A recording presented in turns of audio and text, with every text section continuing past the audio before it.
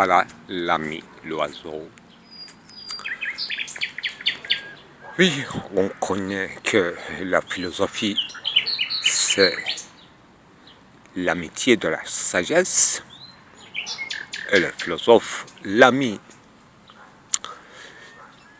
du sage. On oublie cette notion de fraternité philosophale qui ne nécessite pas une liaison sanguine, mais qui fait installer d'emblée comme un espace de parole, rarement silence, comme principe a priori de toute amitié dans une société pas encore apaisée. Donc les amis de sagesse sont en quelque sorte des pionniers, des avant-gardes de la parole et de la paix. Ils sont, on attend en tout cas qu'ils soient les premiers apaisés et toujours en vigilance. Critique contre les doxa et à la fois à l'écoute des doxa, doxai, koine, mitem, de toutes sortes de fabrications et configurations symboliques et témoins de leur moment de crise, leur embrayage. Embrayage des signes, leur devenir mort, dépassé, déplacé, vidé de leur sens, usé, abusé, surenchère. Voilà l'élément de la parole critique, distingue et finalement réconcilie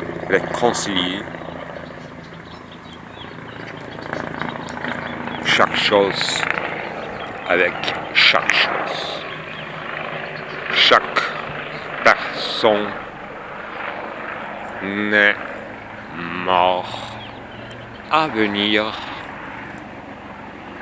dans une plan d'immanence qu'il trace comme un horizon, comme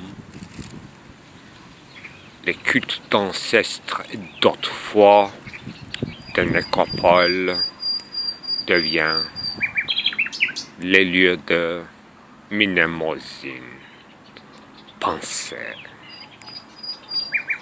remémoration, rappel à la présence.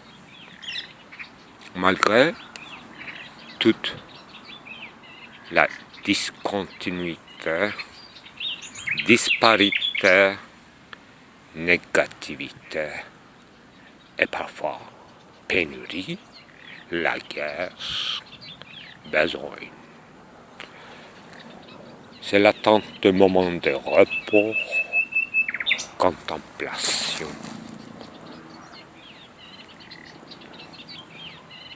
Calme, tranquillité, ataraxie, ne serait-ce que son attente indéfinie, sa préparation comme le moment avant-dernier, la mort pénultième de la mort. Dès qu'on prend la parole l'astronome est en vue de la philosophie, en vue de l'ami. Il y a toujours quelqu'un spectral qui prend à la main son revolver. Il fait envoler les hélios. Il donne l'alerte dans la ville, car deux amis philosophes. Je disais aujourd'hui, à l'absence de l'ami l'oiseau, en donnant une définition inspirée de Kant de la philosophie, je cite moi-même, la philosophie, c'est par rapport à quoi tout le reste devient petit, mesquin, moche, philistinisme. C'est ça. Remplissement philosophique comme une cascade d'une fontaine, l'élément liquide, l'élément vital, la quoi.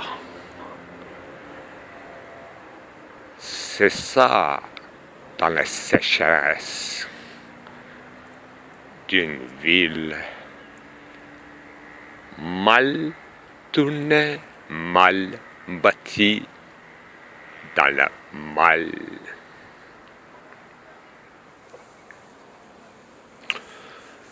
Voilà Kant donnait la définition de sublime, en disant que sublime c'est quelque chose infiniment grande, mais d'une grandeur incomparable, et je l'applique à la philosophie, comme vita contemplativa ou bios theoreticos, plus sublime praxis, c'est une action en pensée. Agir en pensée plutôt. Agir à distance. Et on comprend tout de suite que quand un philosophe prend la parole, il sait qu'il s'agit de quelque chose, d'un X. Cette action aura immédiatement ou immédiatement d'effet sur le doxa. C'est vrai que c'est une action intense en parole, venue tard après la tragédie ou avec le déclin de la tragédie, pour apaiser d'abord et puis agiter en pensée.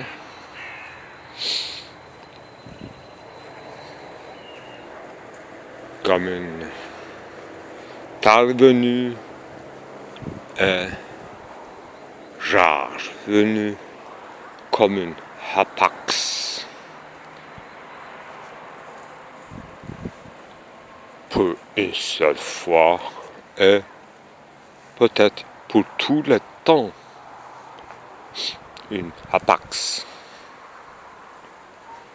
unicitaire, finalement, d'une vie en parole et en compagnie, donc en communauté en quelque sorte. Bien que inclus comme une tiers exclu est finalement inclus dans le symbolique. Finalement, la définition plus courante, à mon avis, séculaire de la philosophie, c'est de construire une tâche de construire un monde symbolique sans lequel l'homme ne peut vivre. Bien sûr, l'homme n'a pas attendu pour trouver ou construire ou justement trouver déjà construit son monde symbolique. Ça existe et ça existera avec, sans, avant la philosophie. Mais la philosophie a ce privilège de reconfigurer à dessein son monde, son passé, je disais tout à l'heure, même son nécropole et son agora. Un topos sans topos, atopos, un genre sans genre, un triton ganos, ne serait-ce que pour commencer, dans l'aube de la philosophie, un triton ganos, ou un to be or not to be, une troisième possibilité. Existons-nous ou déjà mort fantomatique? Méritons cette vie ou pouvons-nous espérer une vie meilleure? Mieux que cela. Voilà, pour chaque caractériologie, il faut construire des écoles, non pas au sens métaphorique, mais des écoles véritables, c'est-à-dire des pensées autonomes en exercice continuel, en rapport et en dialogue, en concurrence, l'un avec l'autre. Oui, je disais, nous les autres amis de sagesse, nous sommes aussi en quelque sorte des prétendants et non pas à la gouvernance de la cité directement, mais à la reconstitution du symbolique du monde sans lequel aucun homme ne peut vivre. Et oui, nous sommes responsables des animaux et des végétaux et c'est dur à dire, mais nous sommes leurs maîtres apparentes. C'est une, pour parler provisoire, d'une longue guerre avec la nature. Ce que vous appelleriez l'esclavagisme. Mais chaque esclave est rebelle en soi et qui prépare une sorte de complot génétique. Vengeance ou l'autre programme, l'autre registre. C'est pas la plante qui pense. Ce sont des mouvements cosmiques, planétaires,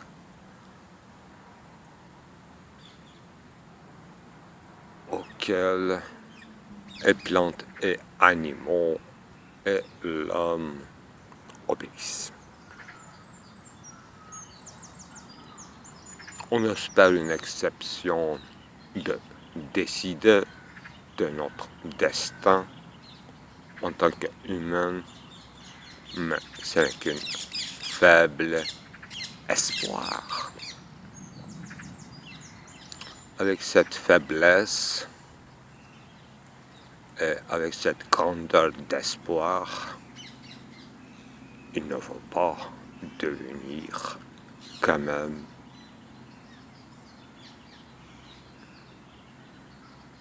atroce au sens de maîtrise technologique du cosmos. Névrosé ou paranoïaque ou obsédant, etc. Tous les cas existent. La tâche de philosophe, c'est calmer les esprits, essayer de faire retourner toute conscience sur soi-même pour qu'il examine ce que, au fond,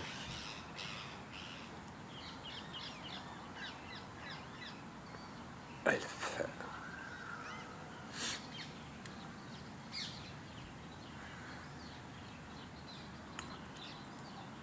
Et je disais philistinisme. C'était d'abord dans les textes bibliques. Son nom est apparu comme mesquinerie. Non pas égoïsme, mais égoïsme caché, d'hypocrisie, division de l'être et de l'apparence.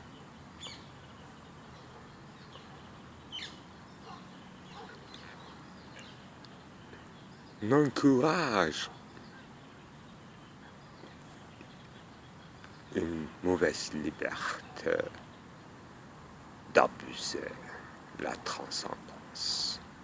Ici-bas, bien sûr, sans autre prétention que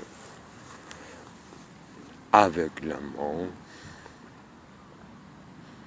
envers les choses mêmes.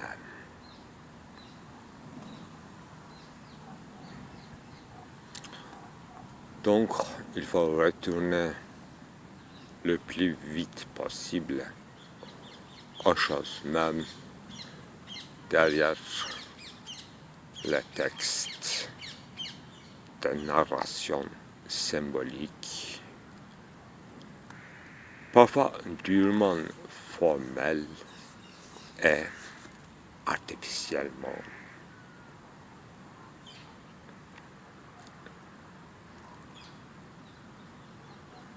Dans la terminologie philosophique, on rencontre assez souvent cet aveuglement, enfermement, foreclosure conceptuelle, c'est-à-dire absence de vie et querelle aveugle des écoles enfermées dans leur terminologie. C'est un élitisme de courte durée qui a une longue vie par la procédure de transmission sacerdotale académique. Donc c'était un petit espoir. Le mot d'ordre de Husserl retourner aux choses mêmes, au processus réel, entamer le mystère du schématisme des actes.